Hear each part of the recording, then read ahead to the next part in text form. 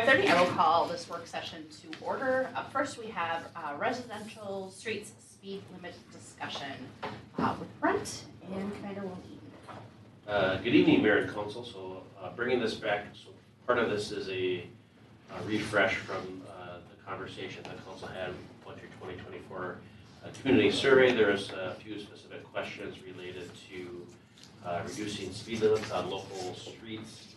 And if you recall, back in August of 2022, there was a few residents that had reached out asking the city to look at reduced speed limits in the metropolitan area. There is, I'm not sure the year, maybe Dave, you can help me. It's a recent phenomenon where cities can reduce that speed limit from 30 to 25, maybe within the last 5 years. It was 2019, I think. 2019. So we have a fairly comprehensive, put together a fairly comprehensive informational packet, primarily from the cities of Victoria and Edina, just getting some anecdotal information that they had related to that. But the council at your last meeting did talk a little bit about speed limit changes and enforcement techniques. And so we invited Commander Woleen to come out and talk about enforcement and perspectives on reducing speed limit. We also have some information on the financials related to implementation should you choose to go that far. The one thing I will point out is most of our speed limit signs, as you can see from the packet, are on our collectors, and so if you would switch to a 25 mile per hour on residential, and we work with the sheriff's office and our engineering team on this, but you probably want to add a whole bunch more, just because if it's not posted, it's on a residential, it'd be 30, I think is the expectation. So with that, I think I'll maybe just turn it over to Mike on, just based on what you saw in the packet, Mike, if there's any just big picture perspectives on one, going from 30 to 25, and then maybe if you could just share with the council what enforcement strategies you're giving to the deputies that are out on the streets from a speed perspective on enforcement, warnings, etc., then whatever questions the council has. Absolutely, thank you, Brent. So I'll cover it on the law enforcement, on the operations aspect of things. So we have the city work plan that is generally done with the liaison, whether it's Brent, input from the council as it relates to what are the priorities when you want, or on that traffic expectations. So that, cities can say we really want, the education presence, and in this instance, we've got a number of different areas where speed has been focused on. So when we look at from an enforcement perspective, typically we haven't enforced in a sense, nor do we want to create some false expectation with the citizenry that by changing the speed, we would, we're going to be cited for 20, even 25, and those types of, it's just not, you can, but typically without kind of I haven't seen it in the court process where it's held up through court if somebody's entitled to due process. And it's been contested in court where it's, unless they're paying it outright, typically with somebody's going to look at that where a judge is working through I'm not a judge, so. But when it comes to that, but typically from that enforcement perspective, we've taken that approach. When we look at things in egregious speeds, we focus different areas when it comes to speed or whatnot, when it comes to school crossings, schools in the area, when we focus on some things where we prioritize, that enforcement where it might be less egregious in speed because of the nature of the area with what it is. But so a lot of that is in coincide with what community expectations are. Council, helping identify what you want your policing to look like when it comes to some of those things. So we can have more of that discussion about that. Now, we do different waves through towards zero deaths or different things, but when we have those initiatives where there are grant dollars focused on traffic enforcement to reduce crashes and effort to minimize injuries and property damage as it relates to crashes, those are focused on our higher areas where we have a lot of that. And looking at crash data, when I looked at the city map or whatnot, we're targeting these a lot in the residential areas. We're just not having crashes or a lot of them in the residential areas. Other things that come into play, I took a look at the slide with MnDOT where the studies show that the speed patterns and little change in that by reducing to 25, you just create more speeders now if they're continuing to travel at 30 miles an hour, which was the posted sign. With that, when we look at, kind of where these were, and I just printed off this map, so far it's the same thing, but a lot of things in there, with what we see from law enforcement at times. Engineering comes into play. You've got a lot of curves and your different roads. If you've got on-street parking on each side of the roadway, that can tend to narrow your roadways, which then minimizes sight lines, and vehicles can appear visually fast when they come through curves, but more than what they are. So, from an enforcement perspective, that input or that feedback from basically what do you want that to look like, and what we can do from the sheriff's office, we'll work on that and identify that collaboratively. But typically, when you're talking a couple of miles hour over the limit, we just haven't been heavy-handed in that aspect, and it's been very educational. 10, 15, obviously, school zones and different things, different situations. And I don't know all of the, the community makeups, or I should say the neighborhood makeups. A lot of times in these areas when it comes to that, it is the citizenry that you're citing as well, and obviously you're trying to change driving behaviors, but the same people that are complaining, it's the neighbors who are speaking, largely with what we see oftentimes, and then that becomes more complaints, whether that's received by the city on how policing services are delivered as well. A lot of things, in this instance, can come down to more engineering and what you have, and then what you're doing, and whether it's posting signs and more signage. If you feel like flashing speed signs, or you've got it posted, but then it flashes to alert you to what your speed is displaying. We've all probably driven by them and we've brake checked when we've seen, hey, I'm 28 and it's a 25, right? We've all done that. So whether there is data to show that maybe those are more successful in helping maintain your travel speeds through your neighborhoods or whatnot. I have a really quick question about the work plan. Is that something that we look at every year, that we revamp every year when we give it to the sheriff's department, or how often is this? It's reviewed once a year for sure. I would say maybe like every 2 years the council looks at it. Okay. And then on your side with your officers, how often do they see the work plan to make sure that they're following what our expectations are? Yeah, well, they have it. It's worked generally with our town cops or our liaisons as part of their duties in that role and that relationship, whether they are in those conversations with Brent or it's coming to a work session this way to help identify, where priorities might be, where council members, where you might be taking complaints and speeds, and we've had crash data that would show that, hey, we're seeing crashes in this area, or the number of, could be complaint driven based on what that is when you get into some of these, if you're identifying and you haven't seen it. But typically it's an annual thing that's reviewed and collaboratively, and then it's a council, if it's every couple of years, if priorities change, or as cities continue to grow and you need to shift direction, or councils can change and priorities can change too.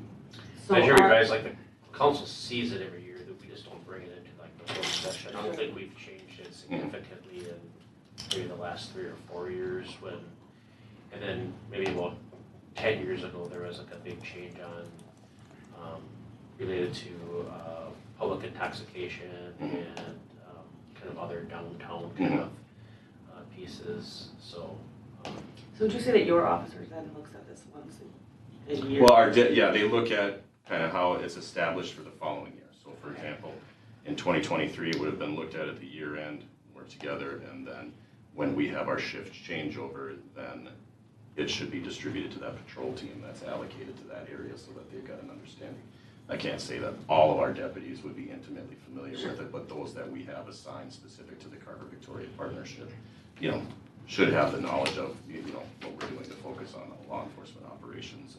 And, for example, so if they were field training someone and they wanted to say, well, we know that one area is, JCP and 11, or on JCP and 11, right? When we were dealing with, having extra presence for school buses during the morning times when you're trying to facilitate traffic flow, spending that time in that area when we identify things like that are identified. So we're directing some of that work where it's not just what would be unobligated time, and they are doing other things. I have a couple questions. I So, have some answers. and I'll try to have you not have to repeat everything you told us. But so my goal is 30 miles an hour in the neighborhood. If I lower the speed limit to 25, the behavior might be, okay, I can push it to 30. Well, that was my goal anyway. I wanted to get you to 30. Right. Or do we step up enforcement? So you see someone doing 33, 34, 35. If they're going 35, they know they're speeding.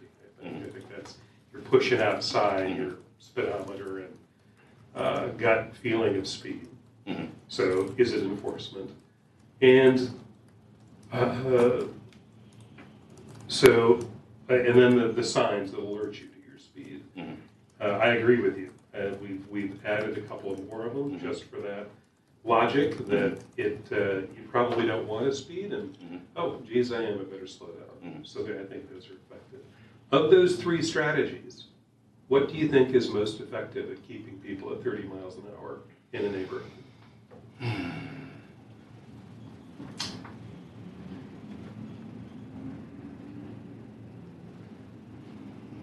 I think I mean, the enforcement piece of things, so obviously presence can be huge, right? But you can't be everywhere at once, and especially when you even come to do, if you were going to do an enforcement detail, it's going to be as your calls for service allow. You get an emergency in another part of the city, or what have you. It comes down to what your resources are and how you allocate that, or how they're being allocated, whether it's calls for service and they have that time or spent away. I don't know that I can say, you know, what can be seen as most successful. I think, you know, in the packet that I saw, Edina had a lot of information in there. Victoria had a lot. Now some of it could be anecdotal as far as not really seeing a change with the number of complaints.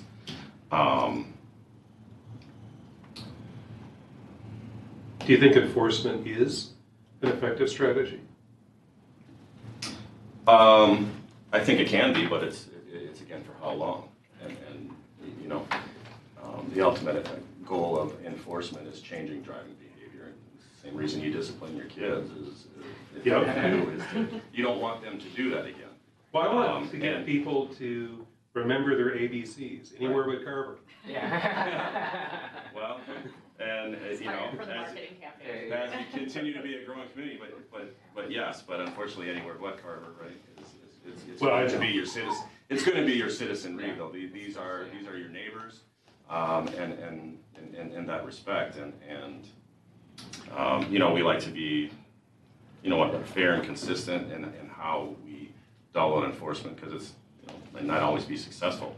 What education has been done leading up to that? You know, how do we have social media blasts? We're changing speed in the area. You know, whether that's through tweets or your Facebook, or I don't even know. I'm the last guy to talk about social media, but you know, and how that comes out of what you've done from an educational standpoint, how it's posted, and you know, I don't know if any of you have teens in here, right?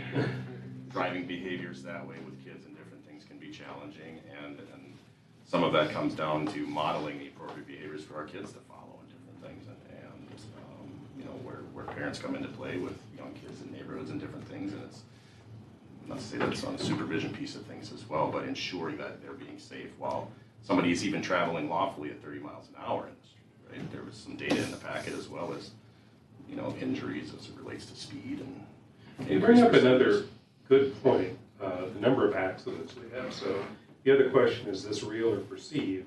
And your comment around perception, because in a neighborhood with curved streets, that perception of speed really changes. And I agree with that. So, you know, from a city standpoint, do we measure that? I don't know if those rubber ropes you throw across the road give you a count of traffic and speed, or is it just traffic? It can be both, like there are different devices that they use. Sometimes it's, well, yeah, it can be multiple things. It depends on what they're using. All right. Well, and maybe that's a discussion. Do we, before we go and make a change in the speed limit, do we quantify if it really is a problem of that magnitude? Is it enforcement? Do we measure? Do we? I can say like, so like, last summer, we measured a certain stretch of Spring Creek where we happened to be putting up a digital speed sign. And the numbers reflected that there probably wasn't an issue. I would also say like there were some outliers and it could have been mechanical, but there were some reports that folks were speeding through there just to kind of bump up the average. That's right. I recall Firsthand, that. Yep. some firsthand assessments, and so, or at least that were conveyed to me from people that had viewed it. So, I don't know. It's kind of a sticky wicket, if you will. Okay. Lori, thoughts, questions? Yeah, I do. So if you were to ask me what I would want our leasing to look like, I would say that it's not okay to go over 10 miles per hour in Carver. 10 miles Over. Posted speed limit? Over the- Yeah, okay, yeah. Because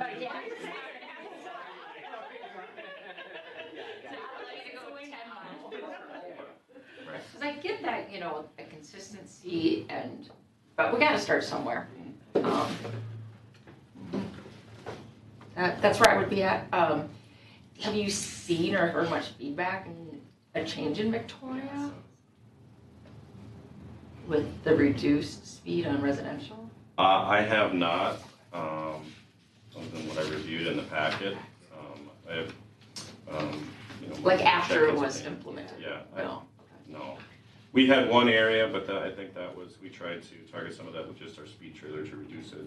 The county speed trailer doesn't have the same functionality when it comes to capturing and recording speed. It's more of a display than it is on, capturing that data to allow you to then generate reports to find out what you have. But again, you can get that. We've seen it in other areas where you can get those things to skew data.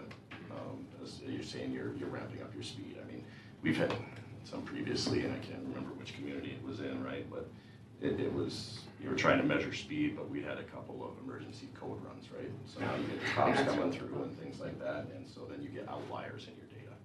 So. Anecdotally, I spoke with the Victoria mayor a while back, and she said that it has not been the silver bullet. It did not solve the problem, but I still get folks. I think it solved a different problem. Right. People complaining and wanting a change made. Maybe for Perception. change, but Yeah. there's still speed. It's change So to like change, the right? root It's of the still problem. creating, The- still creates yeah. speeds, right? So you reduce it to 25, you still have people, if your goal is 30 and you want people at 30, but you change it to 25, you're still having speeders. Reed? No, I guess, Mike, just seeing if you noticed any difference with Victoria, it sounds like there hasn't been at least a noticeable change in even an accident rate. Did that seem like that was affected at all, or? Well, our accident data for both communities is largely, Pretty low. I mean, a lot of our accident data is driven from Highway 7 Oh, or, sure. larger thoroughfares where you've got Gotcha. higher speeds and traffic. If you're talking about residential areas or things where you're trying to have lower speeds, it's, Yeah. without having it in front of me. No, I can't no, say yeah, there's enough data to say Okay. that, we have such high crash volume that, that we're making a change for the right reasons. Yeah, not that- change just for change. I assumed if it was, it would have been in the packet, right? Yeah. Because I Yeah. felt graded, reduced the percent, I assumed we would highlight. Okay. Yeah, I guess in general, my opinion is it's probably not worth, right, changing it, right? Because like you said, if we're gonna, Victoria's done an experiment, doesn't seem to have made a difference that we noticeably can see. A, the expense of putting up sign, and B, having, just thinking about driving on the streets, not having a speed limit sign. I think we almost get more complaints from people of, why is there a speed limit sign in my front yard now that we, posted, we've had to add, 100 different signs or more signs in the, so, yeah, and unless I see a tangible, accident reduction, the sheriff says, oh, yeah, it worked great, we've caught more people speeding, and it's worked, and then even the survey result was kind of 50% too, so I don't feel like there's a strong push that would get a good benefit from the data I'm seeing. I too, first of all, I have no issue with lowering the speed limit to 25. I grew up in Wisconsin. I don't know if I've ever shared that with you guys or not. But that was the speed limit, 25. So 30 does feel a little fast. And I tend to drive slower in Carver because I would die if I got pulled over for a speeding ticket in the city. I also think, we just completed the community survey. When asked folks what their number one concern, what the biggest issue addressing the city of Carver was, 4% said speeding. 4%. I am struggling because I am not seeing a huge fire in the belly from anybody of we've got to do this, let's do this. Nobody seems to be leaning into this. So I wonder out loud if we couldn't do a summer of heavier enforcement, and maybe not necessarily just these dozen or so streets. Do them on, Carver Bluffs Parkway's here, but Sunny Ridge Drive, Kirchy Hill, 3rd Street, don't go, Lori speeds, don't catch her. I just go 10 miles per hour. No, these are just the streets I'm good that at 10, so I stay at 9. these are the streets that I know. I don't think anybody should be going more than 2, 3, 4 over. Going 40 on a street in front of my house is absolutely unacceptable. I also don't, but there are those folks. This won't solve that problem of that jerk who goes fast in front of all of our houses that never seems to get caught. This also, I think a lot of us have said this, when we're standing on the sidewalk and somebody goes 30 miles an hour and we're sitting still, it's the law of physics, right? That's gonna look really, really fast. Throw in a curve, throw in a narrow sidelines on street parking, Yeah. things like that. Right? It's just gonna look different, and I don't think that any of us, maybe with the exception of one, is eligible to be able to say, that car's going about 12, that car's going 7, ooh, that guy's going 30, we can't eyeball that, we don't have that skill set. So I think for lack of a clear, somebody really feeling this and really pushing hard for this, or the majority, I would really like to see heavier enforcement, lower tolerance for any kind of speeding. I get it, Commander Walling, what you're saying of be careful what you wish for, because we are going to write tickets for everyone. Do it. Bonus points if you can write tickets for 2 of us around this table. I get it, and I get that we'll get nasty rounds, from neighbors, from relatives, from guests, but, I'm not sure what we're trying to solve for at this point.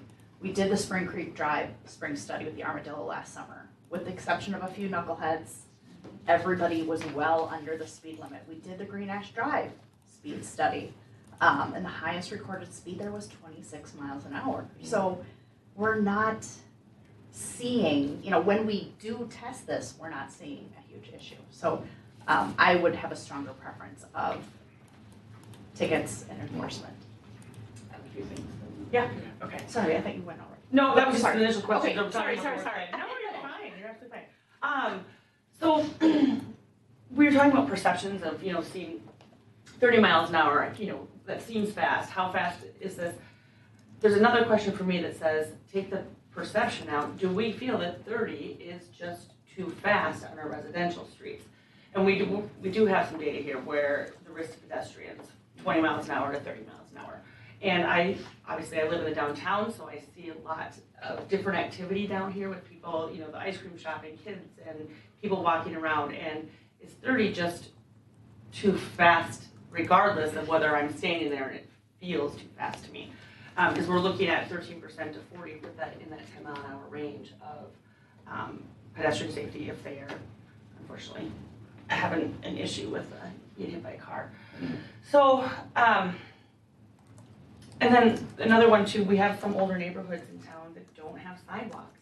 So if you were walking on the street with your family baby stroller and someone is going 30, which means we all know that really means 33-ish probably, is 25, and with more enforcement saying this is our standard. 25 is fast enough, that gets us in the middle of these 13 to 40%.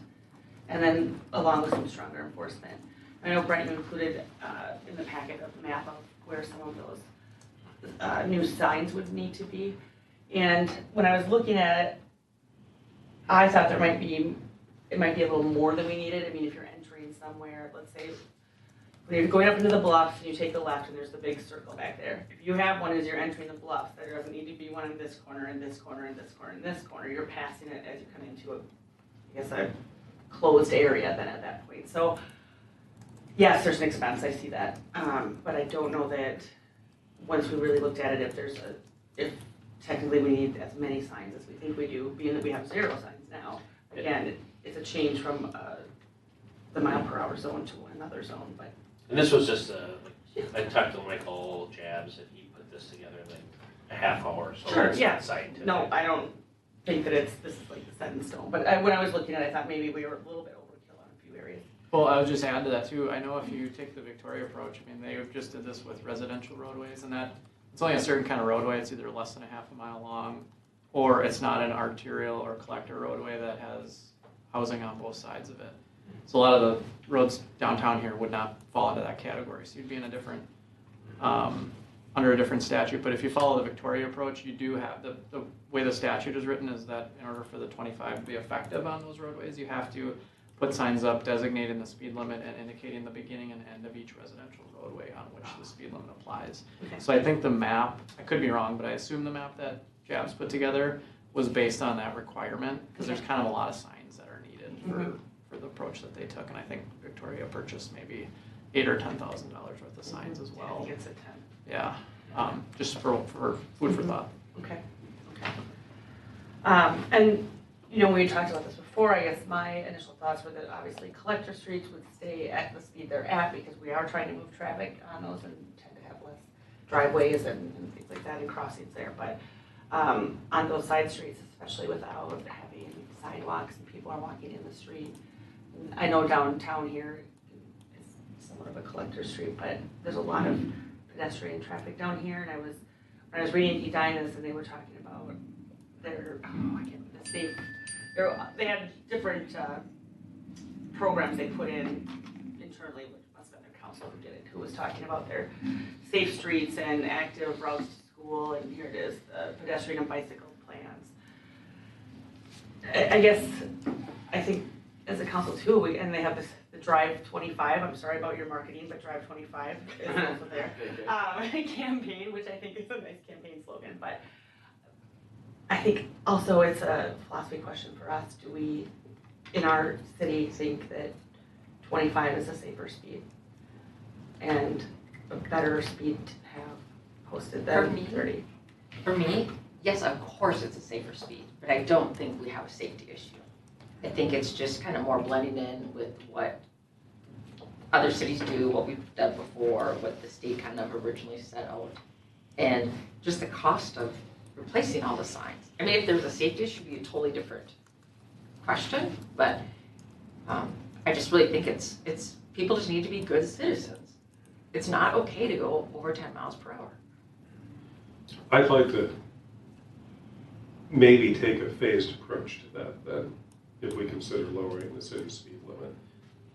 Question about the mechanics of citing people and capturing their speed. Mm-hmm. Is it an automated process in the vehicle? Does your officer have to do anything, or did they just get a scan of every car that goes by them? He wants to know so he doesn't get caught. So in our squad, in each of our squads, we have a stalker radar antenna system. That's the brand. Speaking of marketing. Yeah. There are front and rear antennas in there. Yeah. So when you're traveling down this way, you have to have that vehicle within that cone when it's projecting when you activate it. So challenges in some of these different areas would be squad positioning, where we would be sitting. More than likely, if we were in residential areas, how we would have to target our traffic enforcement efforts would probably be through a laser device, where more than likely, depending on how you are watching traffic flow, whether it's a 1 deputy or 2 deputy detail, where you've got a spotter in a sense operating a device to capture the speed, and then you're radio ahead. Because the last thing we want to do is create further traffic hazard on narrower streets, higher volumes of traffic, on-street parking each way, with that. And so we would have to, use appropriate tactics in order to further traffic safety, be safe ourselves.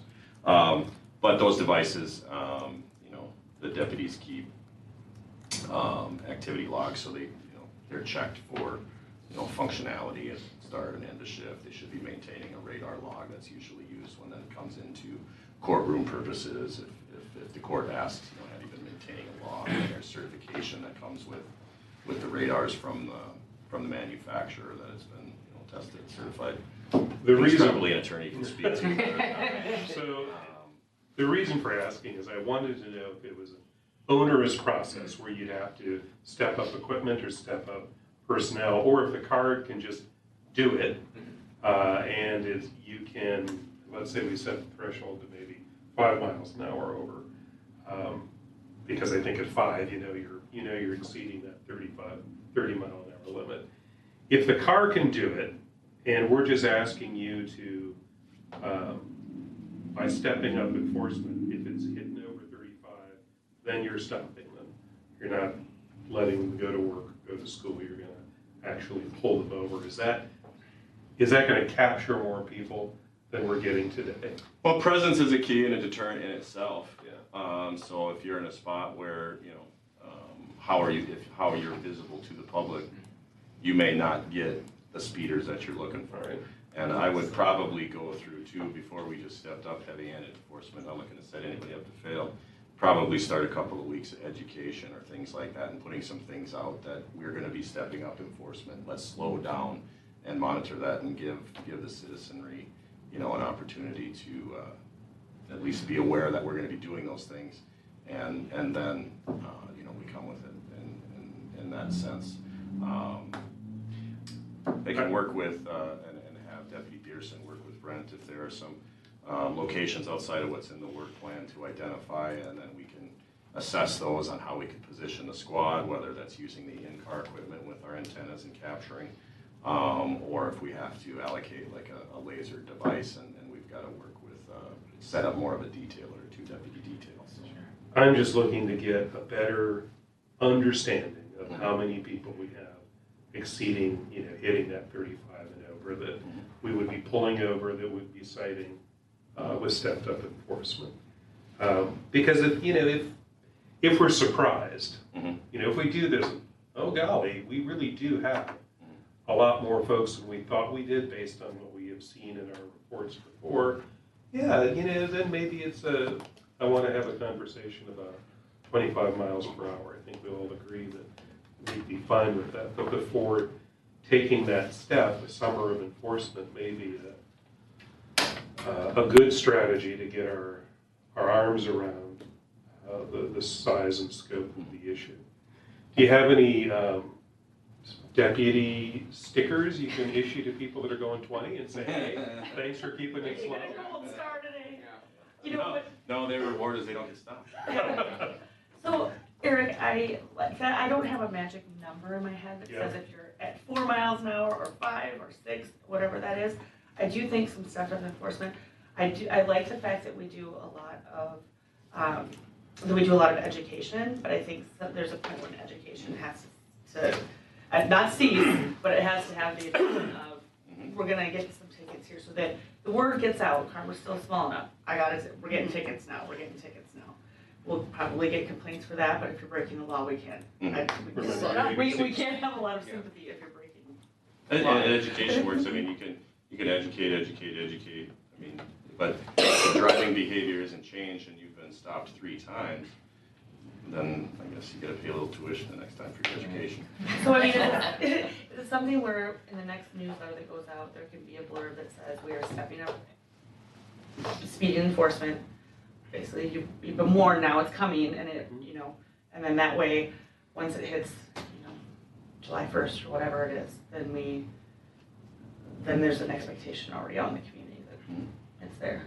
And an understanding that it's going to be there. And we have other things. I don't know if there's anyone that monitors social media, but throughout our waves, our social media campaign when it comes to our TZD initiative and when we're doing additional enforcement throughout the county is something that could be coattailed off of and shared to remind citizens that the county is doing this, not just in Carver, but the county as a whole. And how we look at how we look at those things. But I don't think it's just on our main thoroughfares either. There's gotta be some presence on the side streets too, you know what I mean? Because if it's like, oh, you're gonna get 11, he's sitting on 11, and he's sitting on, 40, great, but what about the long road in the bluffs or whatever it might be, So I think all over town. And then I think that will give us more data that we're looking for too. I mean, if we're really, if we're really hammering out tickets, then I think we know that there's a bigger issue here. We should look at what the speed limit Yeah, is. and I don't think I've ever seen an officer in the Bluffs there specifically doing that. So that presence, I think will help. Can we take another look then at the streets that we have as staff and see if there's something that isn't added on there that maybe?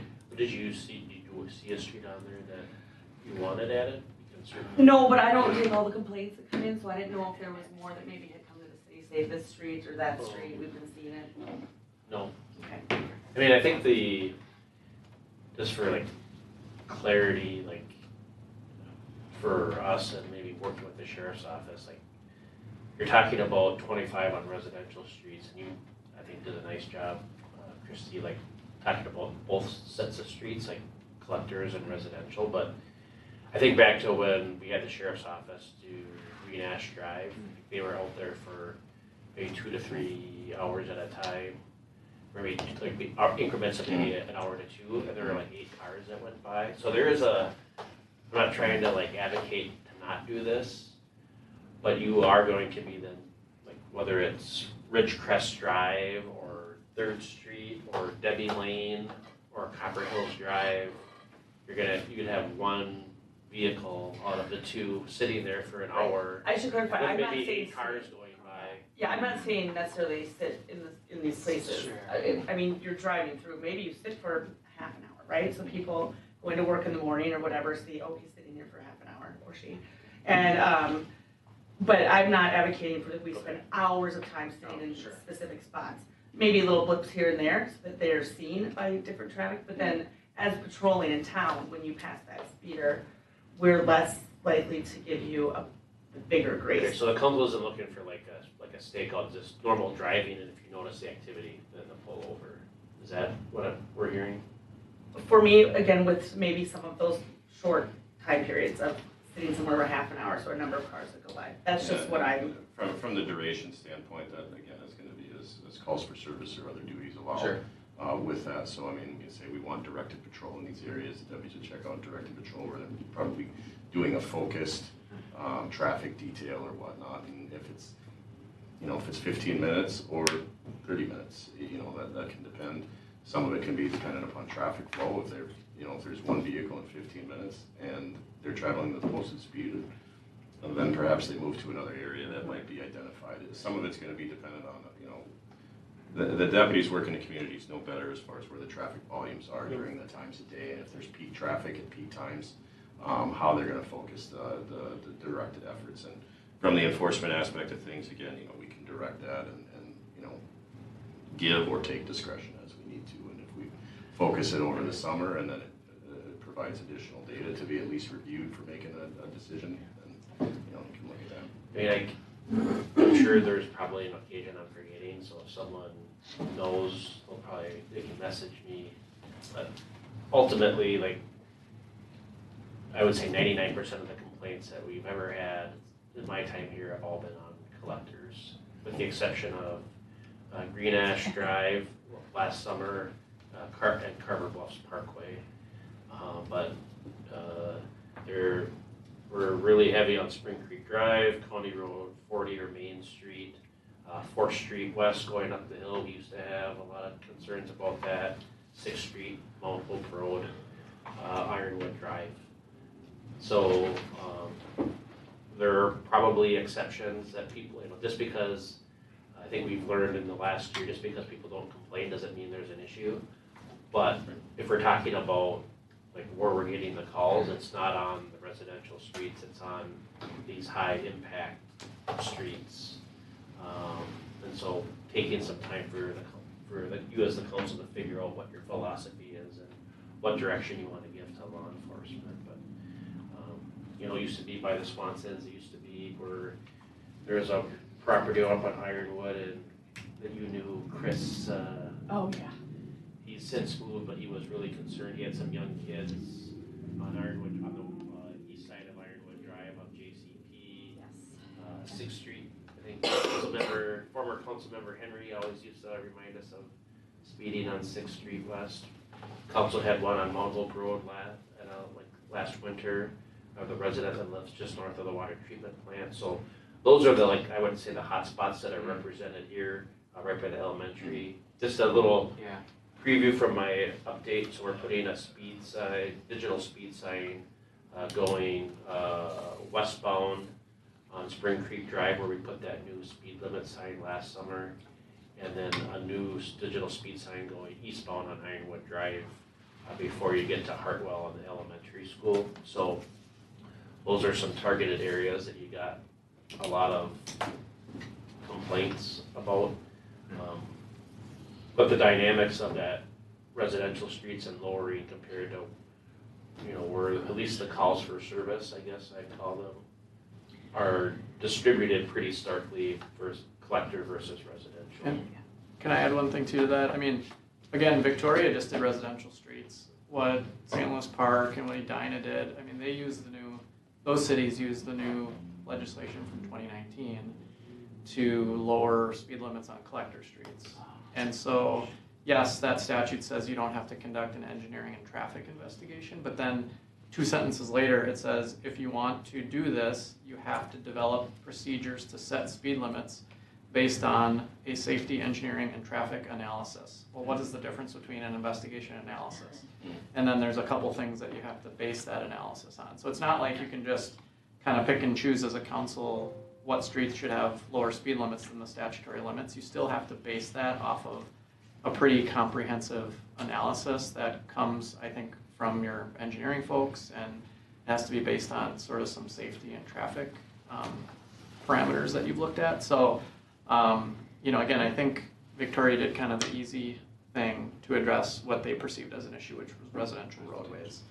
And they did expand, the legislature in 2019 did expand that definition a bit, but it still doesn't include collector streets or arterial streets. It just includes some other types of residential roads. So I don't want to get too into the weeds on that, but I want to make sure everyone understands that there is a little bit of rhyme to the reason here if you're going to actually be looking at more than just residential roadways, you have to base it on kind of a comprehensive analysis. So I'm sorry, I'm slow here. Just so that I understand, we can lower the speed limit on residential streets, but not collector streets. You still can do it on collector streets under the statutory limits, but you have to have, the statute uses the term safety, engineering, and traffic analysis to determine what those speeds should be. I think they're trying to eliminate arbitrariness to it, like we're gonna put 25 over here, but not over on a collector on the other end of town, because they want cities to be consistent. And don't get me wrong, this is confusing. The way this is written, it almost makes no sense saying you don't have to do a traffic investigation, but you do have to do a traffic analysis. Well, what's the difference? Right. In my mind, there's no difference. That's just 2 words for the same thing. But there's a step, an affirmative step the city would have to rely on its engineers on, in my opinion, before we could reduce speeds in those collector streets. Okay. And then Brent's saying is those are the roads you've gotten the most complaints Correct. on. So That's what I'm hearing. Okay. Okay, I think what we're saying is enforcement. Yeah. And giving us some data so that we can wrap our brains around what and if the problem is here that we're trying to solve for. I think there needs to be we're talking about lowering the residential streets, right, the side streets. So we do have to have some drive-throughs on that, do some enforcement, because otherwise, if we're just running collectors, we're not actually talking about lowering collectors. Right. So I think enforcement is great, but I think a little time needs to be spent on both. Yeah, and, to be honest, I think probably more of the enforcement aspect of things is gonna come from your collectors or your larger roadways. The visibility just through your residential streets is probably gonna be deterring in itself. And oftentimes, depending on roadway design and different things, it's gonna be, difficult to, how you position yourself for the enforcement piece of things, but how we set in different areas. The traffic's coming out of the residential to the collector and so on. you're still addressing. But if we're using to collect, if we want to Right. collect this information about whether we want to do side streets to 25, we have to have something that happens. We have to have something that happens on that side streets, otherwise, the enforcement's great either way, but if we're looking at, if we're doing this as partially the reason to possibly lower speed limits, we have to have something. And if you're out sitting there and you spend 6 hours in a month and you didn't catch one person, that's good information to have, that you weren't on a side street and you caught it, and there was nobody doing it, so. We have that to some extent from Green Ash Drive in Mhm. 2022. But yeah, get it updated to show that people still aren't. Green Ash Drive. Okay. So would it be fair if we kind of let this play out through the summer and then report back in September? Is that fair? Yeah. But I think a notice in your newsletter is a good idea. Yep, we can do that. The graphic has to be updated with you having a badge. Courtney's. And a gun. Yeah. Brad, if you can let, I'm not, when that newsletter goes out, I want to have an opportunity to educate on the front end. Yeah. And then we can have some more discussion, kind of suss out with Deputy Dearson and the other deputies, kind of our, a go date on, we're starting our enforcement aspect of things and how we run that through a Yep. start and end date. We'll send you a little package with our newsletter article Okay. and when to kind of ramp up, because at this point, the next newsletter would be out like the first week in July, so Okay. no sooner than that. Okay. I just want to give them a couple days, right, because it's July 1 hits. Or we don't. So, well, Just do it. Okay. I mean, that's not to take away, the enforcement stuff could still happen, but when you're making a concerted effort and, Yeah, I would say like, let's not let this stop us from writing Correct. tickets in June. Yeah, no, So- exactly. Correct. Everybody gets a pass in June, we don't want to. Yeah, I know. Okay. But it comes down to us from, when it's management staff to say, we are minimizing your discretion for this time period. The expectation is enforcement. Okay, So- yes, great. But I, would probably say that in that how we set that discretion, that 10 miles an hour or over is probably gonna be that threshold when we look at citations. I would prefer if it was a little lower, but I'm not gonna Yeah. tell you how to do Okay. your No, best. I am If too, you're I going agree. 40 on like I agree. 35 seems like, and I don't know what your personal, professional range is. If somebody's going 40, like, they should spend the night in jail, like, take them, oh my God.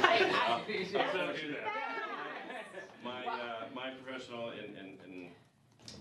in my experience was I had that kind of professional threshold of what it would grant between education and enforcement, and where that threshold was met. Now, Well, isn't it When part we- two, like, when you see what they're going over, you haven't made the decision yet? It's like, Well, do they have a sure, and history of it? Have they It been could be, and educated? you could look at, and you check our RMS system and you can see, well, they were stopped, 3 Yeah, times that already type by of thing. Deputy Dearson for, this same speed in the area, and now you've seen that those education efforts haven't Yeah. achieved the desired result, so. There's different things, so Yeah. that's a fair point. And, I like lucky number 7. Oh my gosh, I don't. I They're good. know, my lucky number is 2. It's- Well, they just said it's that great. is, it's, But- it's been from that, what you said, and, Yeah. you're getting into, 5 or less, I would tell you that we just probably wouldn't Yeah. issue citations for that. As a former prosecutor, when I was a baby prosecutor, I had traffics. I mean, that's how you kind of pay your Yeah, teeth. Yeah. And if you came in there with a citation and it was 5 or less, the judge would laugh you out of the courtroom. Oh, They right. would say, what are we doing here? Yeah. Because they have busy dockets. And that's my anecdotal experience. I don't know, other Sure. judges are different, but the ones that I dealt with were not thrilled about seeing those kinds of tickets in front of them. So, for what it's worth. I like it. Okay. I can say that from the practitioner standpoint. Okay. It's when it comes down to what they have and where the resources lie in their dockets and prosecutors' time and things like that. The baby prosecutor has spoken. Yeah. Yeah. Just Anything to else? share that. All right, I'll look for Thank you. additional information from you. Thank you all for your Thank time. you. Thanks. Enjoy your summer. They're kind of like Doogie Howser then.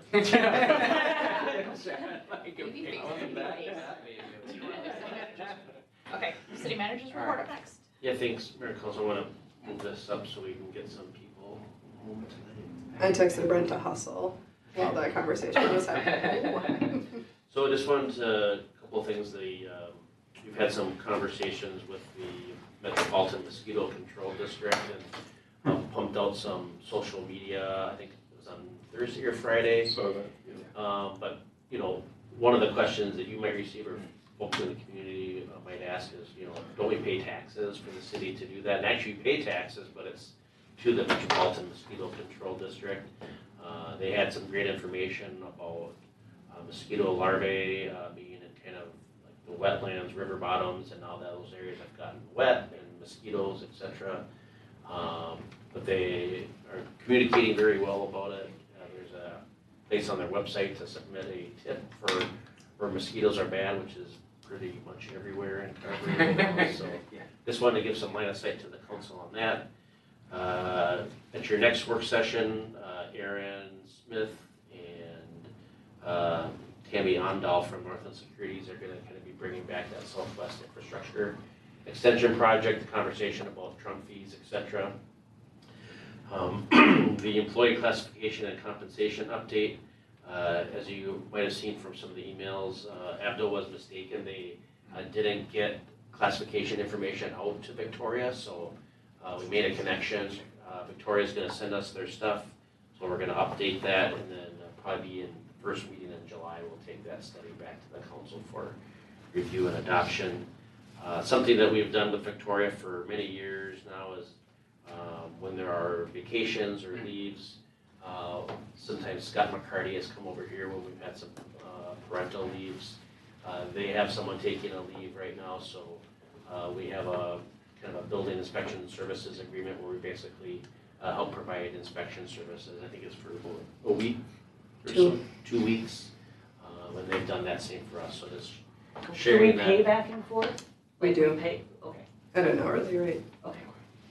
And so, I'm sorry, is that just then, like, they're not here for that week, we pay them for a week, they just come on case by case? Correct. So we typically meet before a leave happens, and Natalie works, and then Gina in Victoria, they try to group inspections together. So Tuesday and Thursday morning right now, Nick and Brian are spending their time in Victoria. Okay. So they try to stack them the best they can, so we're not going back and forth a bunch of times. Okay, and then it's just for that, they just pay, you said hourly, right? Correct. Okay, all right.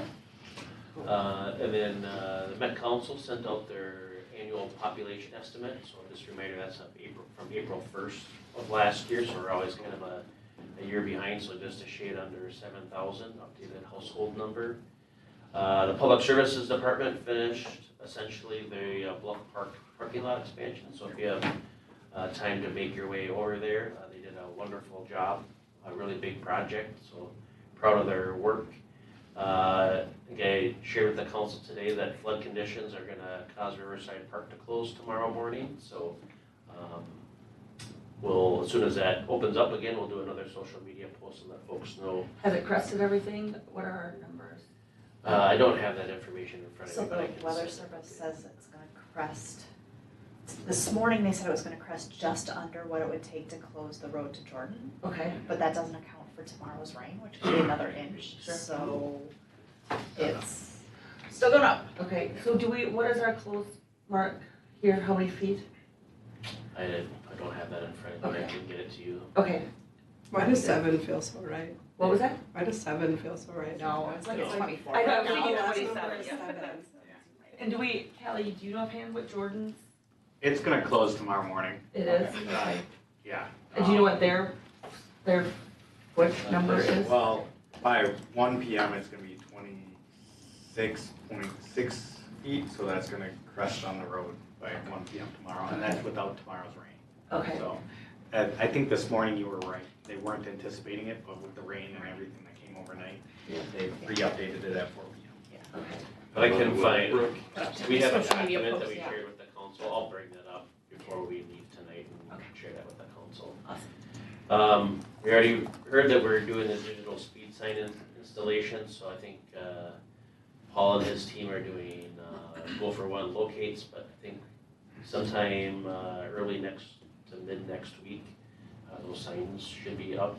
It'll take a little bit for there's some functionality issues related to getting them online and calibrated, but you'll be able to physically see them. I'm gonna have Aaron help me a little bit on this, but I'll give a general overview. We were notified last week that there's gonna be a housing development on the north side of Spring Creek Drive, which, as you can see, is in Chaska city limits. So we're gonna be, as a team, meeting with Chaska's review team, the city of Chaska's review team, and talking about access to that road. There's no curb and gutter on the north side of the street. Talking about striping, etc. But I think and Aaron will really be involved from a kind of a liaison perspective. But it's a unique project where there's a development that's occurring across the street, but it's not in the community that you live in, and so we'll be working to kind of help any residents who are concerned with that kind of navigate Chaska's process and get them included. The same statutory requirements for noticing applies. It doesn't matter if you're not in the city, it's property owners within 350 feet. But I think for many years, the city has had kind of like a handshake agreement with the maintenance and care of Spring Creek Drive, and I think we're going to need to formalize that for everything from snow plowing to mill and overlays, because it's one thing when it's developed on one side and not on the other, but now it's going to function as a major street condition for both communities. And that little triangle so appears to be Carver that is. Yeah. Oh, yeah. And it still appears to be a farm, it's gonna be tough for the Yeah. sales. We've taken a couple of runs at trying to convince Them to give it the to. staff at Chaska to just give it to us. Yeah, Do yeah. you have any details on number of homes or anything like that? We were meeting with city staff on Wednesday. Okay, From what we know right now, it's a Pulte development. okay. So I would say maybe similar to the south side of the street, but Probably single family, right? Yeah. That's the plan. Yep. And then I teed this up just as a little teaser email to the council, but I asked Aaron and Dave to just kind of walk through a issue related to fence encroachments on 4th Street West, essentially from Jonathan Carver Parkway to about, I think it's Reescraft Yep. or so. So do you want this? sure. Thanks, and thanks for bumping this ahead. That was nice of you.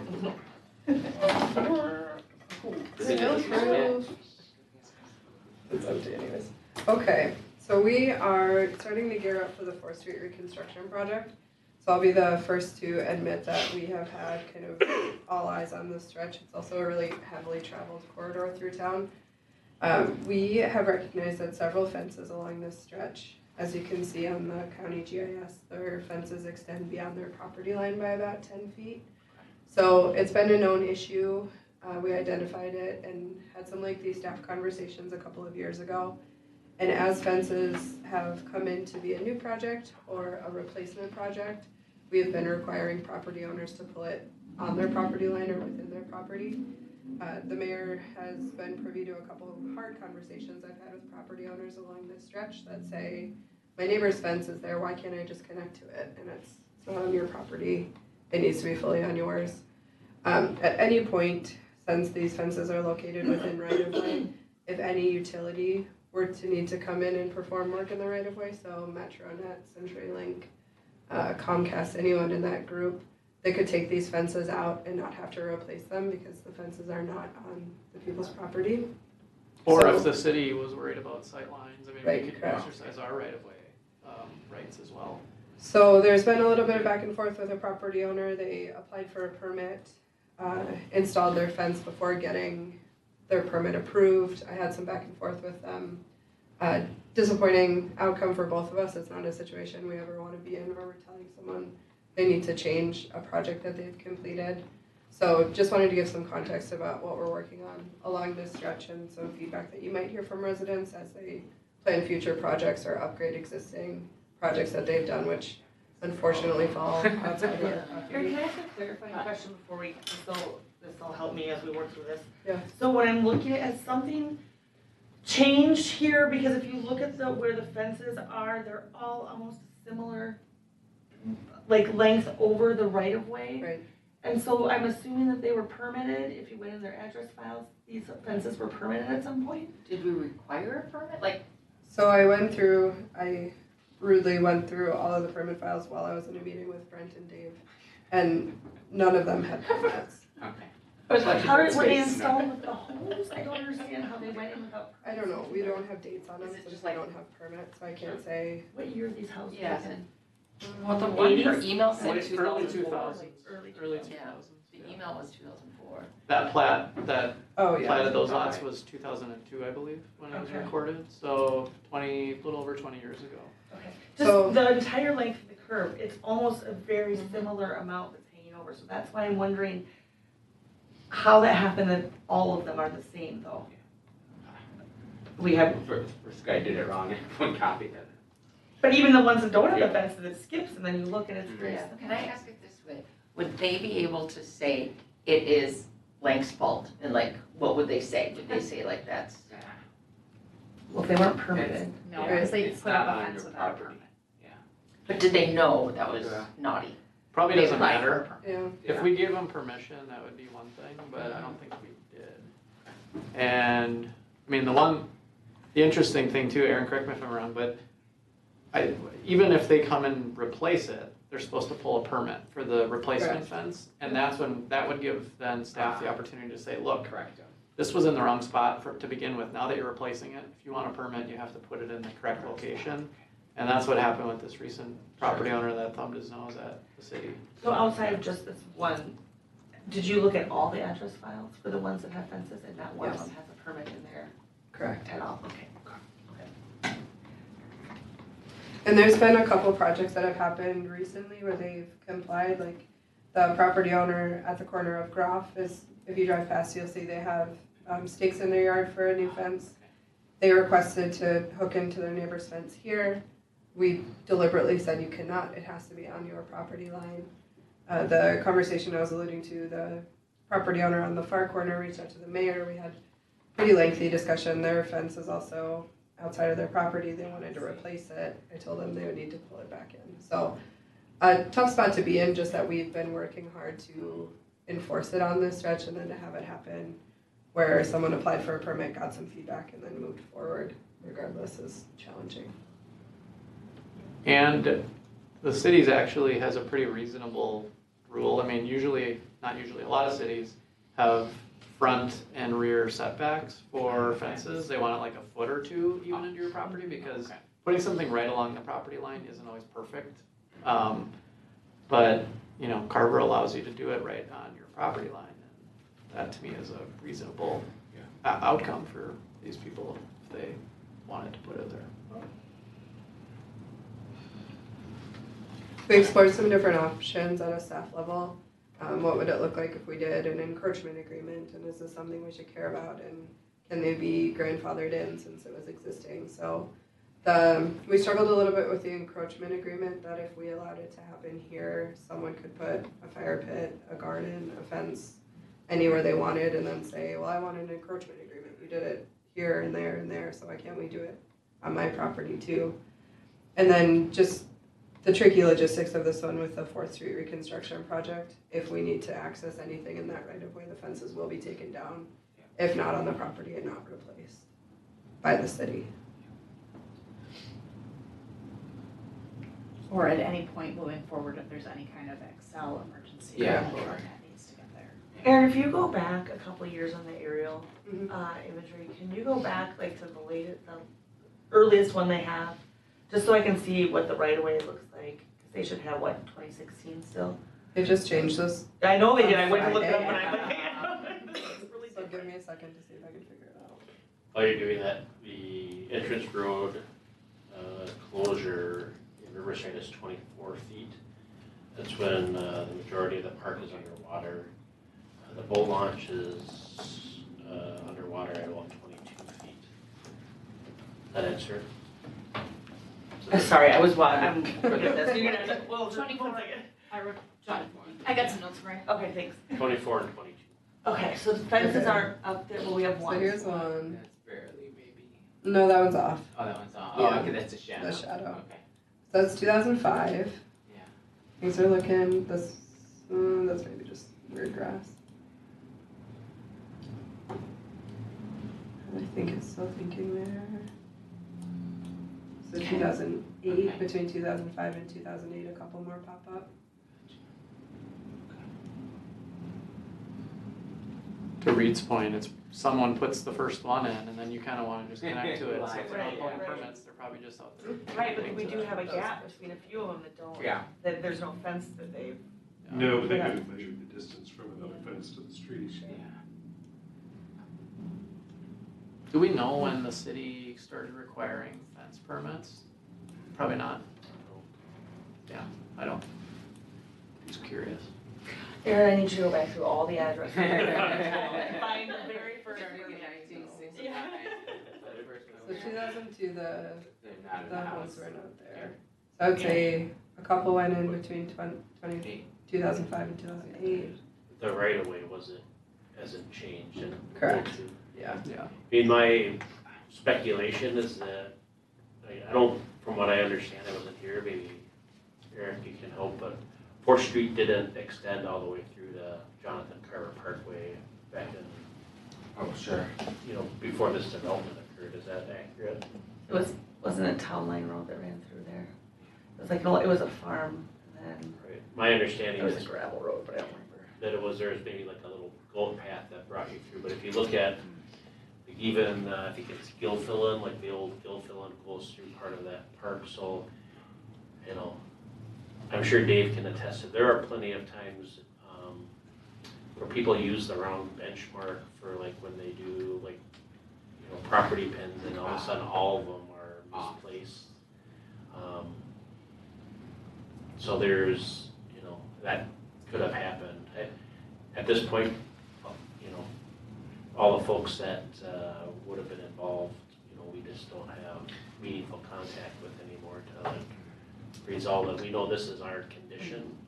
Now there's things that you can do. I would say like one, you could say, well, we're gonna enforce it.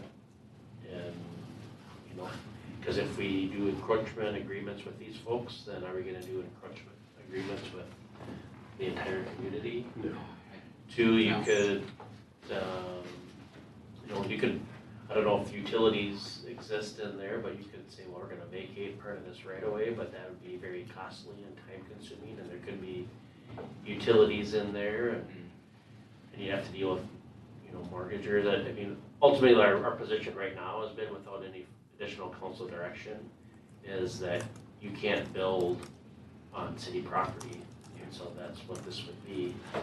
Have we taken any steps to just notify these homeowners that, hey, so your fence is over the line, when the day comes to fix this or replace it, you'll need to, We haven't. okay? Good idea. But they already, they are obligated to still pull a permit when they do that. So that's the time I think that the Okay. city's been telling them, but But we have a knowledge of this being a special area, right, where this has happened. Do we have a Numerous board? homes. Maybe it is worth sending something. If it's limited to Individually. just a small area where we know this has happened, right, is it? Probably elsewhere in the community that we don't know about. That's why So you haven't looked at all the images? Okay. That was, the mayor and I discussed that a little bit, like, I think you could, I think it's a matter of your judgment on, sometimes no good deed goes unpunished, where there are, a lot of folks, that have encroachments, and so, are we gonna start looking for those? Because ultimately, the trigger really should be, when they apply for a permit. We could, but if the council says they would, send them a courtesy letter, we can do that too. And it's almost a matter of like, where do you wanna bring the pain point? Cause I don't know necessarily that these letters would be received well, of like, hey, your Well- fence is on our property, and like what, I know that we can write a very nice letter, but I don't, it might not sit well with everybody, so do we amp up the tension now? Or in 10 years, when it's a different homeowner But potentially, now it doesn't and they come wanna. as a surprise until they, Sure. they have it ahead of time, and it doesn't come as a surprise when they do bring the permit in and the guy's already been out. Sure, but are they gonna replace their fence? Or So the are they gonna- caveat here, though, is we're gonna be doing work on that street. So, I mean, unlike other areas where it would be a problem, we will be Yeah. doing construction there, and they would be subject to having their Yeah. fence moved. So you would think they might want to know that, hey, we're not saying you gotta move your fence today, but just know If you're it over, happens. and we're going to be During doing construction. construction. Or if you decide to replace, these are the two triggers here, you're gonna have to. Yeah, and that seems limited to just those homes, right? Well, and those ones fell in our, I mean, we're aware of these, right? Like, I don't think it's, staff time should be, you know, studying aerial views for 6 inches, all the, you know. But this one has fallen in our lap, and we are aware of it, right? But we're also gonna Well, do I construction think, there that I could think that's impact the other that. trigger, is that the construction company may, I don't know, need to get something under that right of way, utility or something, right? David, would you want them to do a limited encroachment agreement, cause then you're Then we're telling people acknowledging it. you're in our right of way, but we're okay with it until you do something? Or I don't think we would say we're okay with it. Okay. I would think it would be a totally informative letter that said, Just- we have work happening in this area, we've noticed you have a fence. It may need to be removed.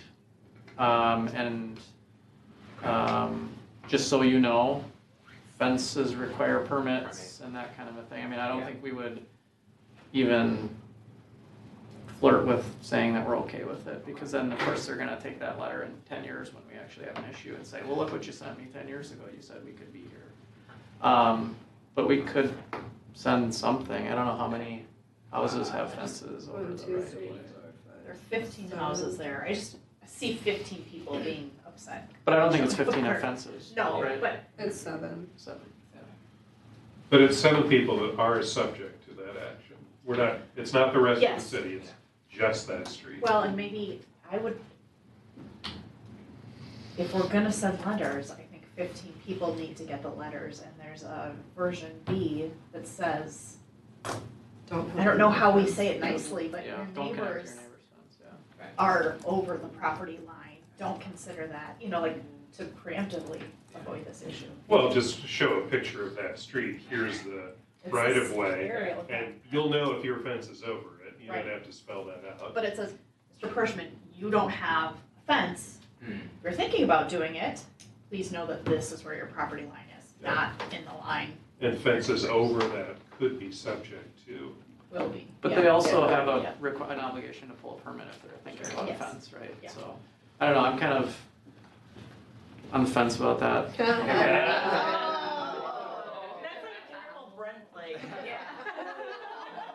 I've been with Brent since 4 o'clock, so I don't know, because, I mean, I don't get the sense that this project is gonna require any fences to be taken them down. I don't wanna speak on behalf of the contractors, but, I mean, Aaron, maybe I'm wrong about that, but We don't have any. that could be sort of scare tacticy, and I don't Yeah. necessarily Yeah.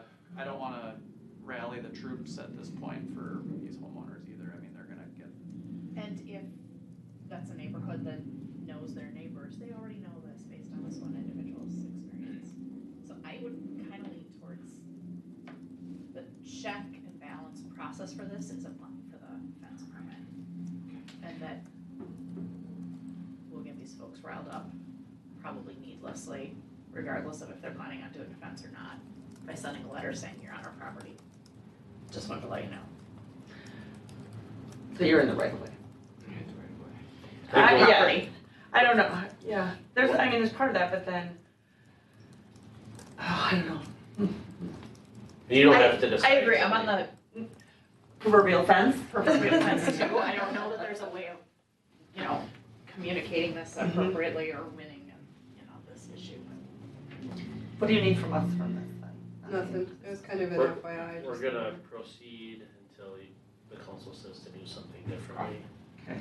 So like, you know, there's a property owner that wants to, or already has a fence in the right of way that they just constructed without a permit, so we're gonna take steps to enforce that. Okay. Yeah. We'll see how well that goes. All right. Do we have anything left on the agenda you feel you can cover in 5 minutes? I did give it a shot. Which one? From Gateway, Okay, let's talk about performance pay plan, Mr. Mayor. And if we need to run into the next meeting, we can do that. Okay. That's fine. So, this is a policy based on the concept PowerPoint or presentation that I shared with the council at your May 6th work session. We're kind of calling it the milestone program based on performance levels, advanced skills development, and service duration. We defined 8 milestones that are established. So it's basically the city's kind of old STEP program, but rather than just kind of steps based on exclusively merit, there are steps based on those 3 categories that I previously noted. So we attached are those formal policy and procedures. In light of our existing collective bargaining agreement with, right now we have we have 11 union employees, 9 non-union. This would be exclusively related to the non-union folks. Based on our current level of communication with AFSCME, I have absolutely no indication that this will be a relevant topic going into the 2025 budget season for AFSCME. So this would, at this point, be a non-union employee program. So I won't go through all the specifics. You have them in front of you. I will note we, based on Lynn's calculations, we anticipate about $105,000 of impact if you did the full implementation, 70% to the general fund, 30 to enterprise funds. I would say that not just with 2025, but every year after, no matter how big the program gets from either union or non-union, whether it be employee pay or really any project, you look at that within the confines of the budget and make sure that it fits within your goals for the entire budget and tax impact, etc. But pending the council's approval of the program, we would start with that in the budget and then go from there. Again, full policy and procedures reviewed by the entire non-union group, along with a review from Dave Anderson, the city attorney. So happy to answer any questions that you might have or topics, things you want to see changed. My intention would be, if the council is supportive of this, I would prepare this for July 1st regular meeting agenda. And just to be clear, what we're looking at is the policy tonight. The budget impact will follow during the budgeting season. Correct. You're approving the program. You're not approving any funding for the program. Go ahead. And we're looking at, it's the 6-page performance pay plan policy procedures. Correct. I had one thing that I noticed, and I was trying to think of the scenarios of when things might go a certain direction. Mhm. And I totally support the city manager responsibility role, but I don't want to be in a position, okay, it was something, I want to say page 4, let me just find it,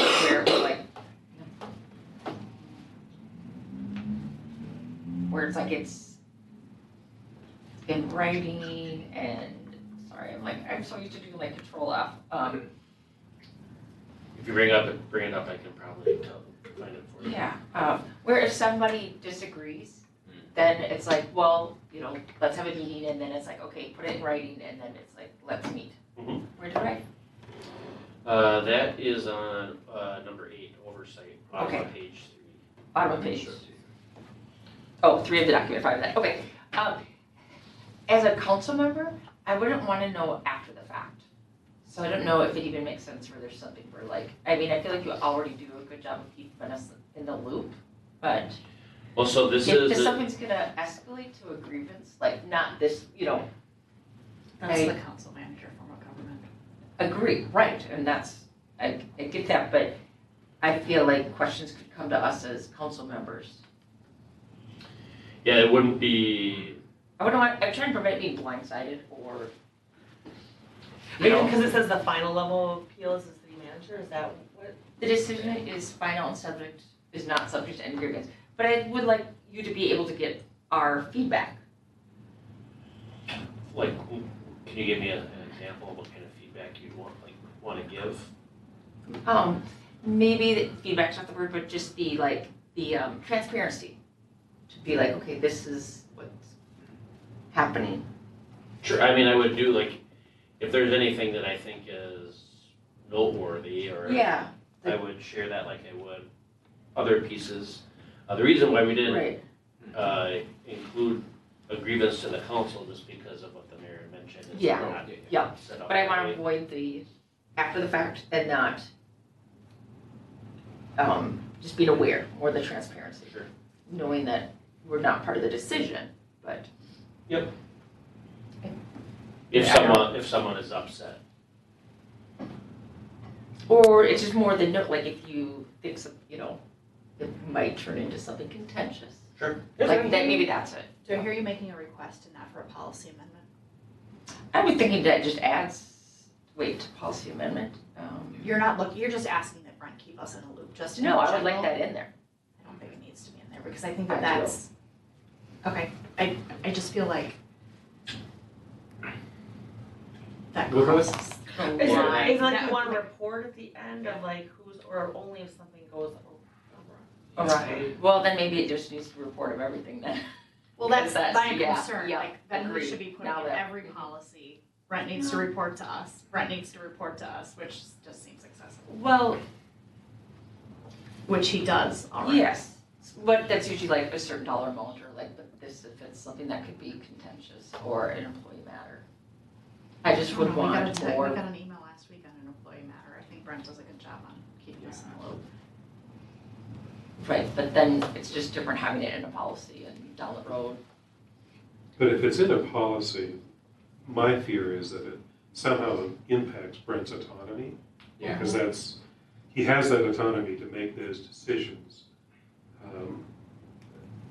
I've never felt like we haven't been updated. In fact, I would say Brent's probably the most proactive person in updating us. But my fear would be if you inject that language, you are risking his autonomy to do his job. I could be wrong about that, but that's my read of it. It seems like it's too detailed, something we shouldn't consider ourselves with, right? If it's a employee rating decision, how do we second guess Brent or their manager, right? And I don't think it's anything we should do. In the interest of time, I appreciate you sharing that, but I don't see support for it. I don't either, yeah. Anything else? I have one question quick, I know we're running out of time. 9B, in cases where employee doesn't reach a designated milestone, pay for the following year will be consistent with the percentage of adjustment made to the overall employee pay scale. Just flesh that out a little bit for me, what does that mean? So that's the council will adjust the pay scale annually based on those COLA? factors. Yeah, it's basically the COLA, Okay. yes, so it'll be a mix of what we see in the local economy, the Federal Reserve, CPI calculator, peer cities, neighboring cities. Okay, so if they don't reach their milestone, this is just data, just getting their COLA raise. Okay, Right. okay. That's all I have then. Any other questions, concerns? No. Do we generally support this? Yes. Do you want to see this? Okay, all right. Do you need anything else from us? Can I get a motion to adjourn? Make a motion to adjourn. I got a motion and a second motion from Brooke, second from Welch. All those in favor say aye. Aye. Opposed, same sign. Motion passes. All right.